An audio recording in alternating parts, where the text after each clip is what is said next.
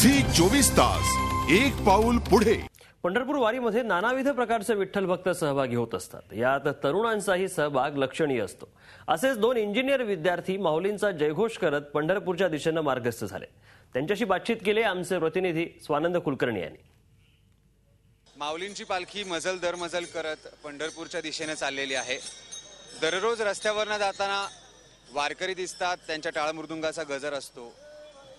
धोतर घातलेले किंवा साध्या कुर्त्या पायजम्यात असलेले वारकरी आपण नेहमीच पाहतो, पण आपल्याबरोबर सध्या त्यांना वारकरी म्हणावं का हाच एक प्रश्न आहे।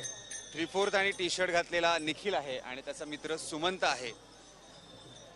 22 वर्षाचा असलेला निखिल, हे तिसरं वर्ष आहे त्याचं, तो वारीला येतोय, इंजिनिअरिंग झालेलं आहे त्याचं। त्याच्याचकडे त्याला विचारून बघूयात की आपण माऊलींचं दर्शन घेऊन पंढरपुराला जावं। म्हणजे आजोबा वगैरे आमचे येत होते, त्यामुळं इच्छा होती मनात की एकदा तरी यावं अशी इच्छा होती। ज्या वर्षी पहिल्यांदा आलो त्यानंतर सारखे असं वाटायला लागलं की जावं आपण, म्हणजे घरात थांबावं असं वाटत नव्हतं। ज्यावेळेस वारी चालू होईल त्यावेळेस अशी इच्छा व्हायची की जावं आपण वारीला। किती काम असलं, म्हणजे कॉलेज वगैरे असलं तरी सुट्टी काढून येत होतो म्हणजे मी वारीला।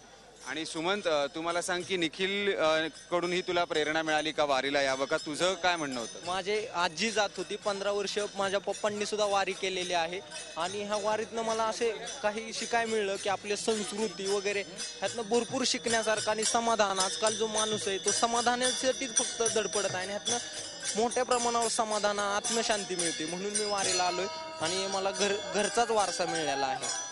मी ह्याच्या सगळ्याच्या मागे भक्तिभाव तर आहेत, पण एक अतिशय योग्य मॅनेजमेंट आहे। म्हणजे दिंडी थांबणार कुठे, लोक राहणार कुठे, त्यांच्या खाण्याची व्यवस्था काय असते। सो एकूणच रात्री राहण्याचा, मग राहुट्यांमध्ये राहण्याचा वगैरे अनुभव कसा असतो? राहुट्यामध्ये राहण्याचा तर खूप भारी अनुभव असतो। म्हणजे सकाळी जवळपास आम्हाला 2 वाजता उठावं लागतं। 2 वाजता उठलं की गार पाण्याने आंघोळ करायची लगेच, कारण टँकर निघून जात असतात पुढं। त्यासाठी 2 वाजता आंघोळ करून घ्यायची। आंघोळ करून मग परत वाटल्यास 3 वाजता परत झोपायचं। सगळं आवरून वगैरे झालं की परत झोपायचं एक 5-6 वाजेपर्यंत। मग निघाले की माऊली निघाले की मग चालू लागायचं त्यांच्याबरोबर। आणि सुमन, मला तुला विचारायचंय की हे जे सगळे वारकरी आहेत, ह्यांच्या तर तनमन धनात पांडुरंग आहे किंवा हे हरिनाम वसलेलं आहे। तरुण पिढी जी आहे ती थोडी भरकटलेली असं एक समज आहे।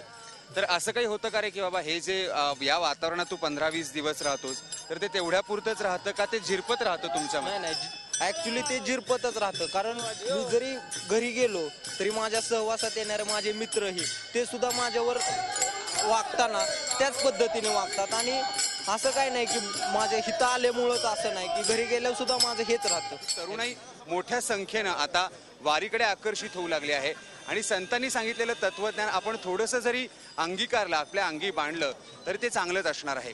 व्हिडिओ जर्नलिस्ट अमित पवारसह Swanand Kulkarni, Zee media, Nimborawadha. Zee 24 तास एक पाऊल पुढे।